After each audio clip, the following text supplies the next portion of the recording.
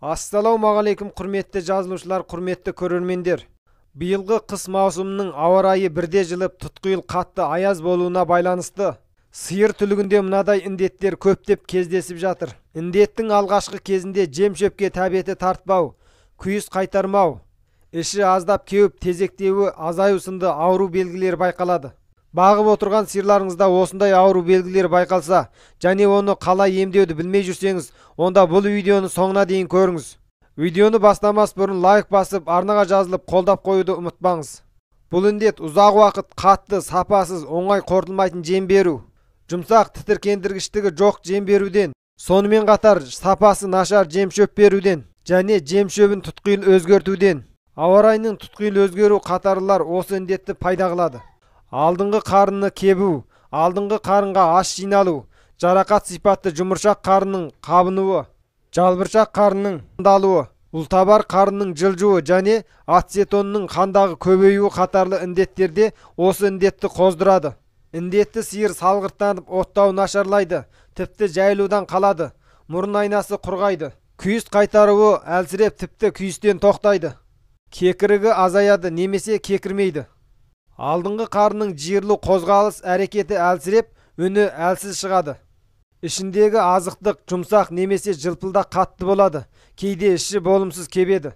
Жұмыршақ қары мен жалбыршақ қарының жиырлы қозғалыс дыбысы әлсірейді не жоғалады.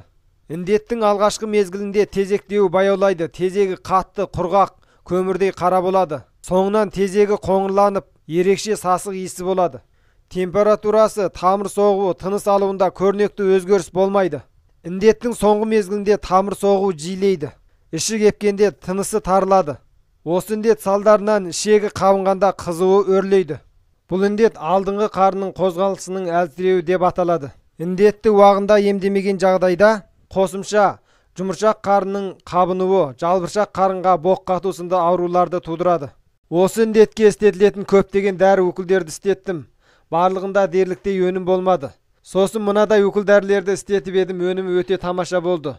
Осы рецептпен сіздермен бөлісуді жөн көрдім. 0,9% натрий хлориттан 400 миллиге 20 милли витамин сыны қосып, оған қытайский тубау деген уколды ерітіп қосып, қантамырдан үкіл етеміз. Бұл ішектің қабынуының алдын алумен қатар қосымша аурулардың туылмауының алдын алады. Сосын тағы да 0,9% натрий хлориттан 400 миллиге қытайский дакайви деген шақпа өкілден екеуін қосып, оны да қантамырдан үкіл етеміз. Бұл асқазан ішектердің әрекетін жақсартып, үлкен қарынның әрекетін реттейді. Сонымен қатар настойка шимрисіні суға теңшеп, ауыздан ішкізтеміз.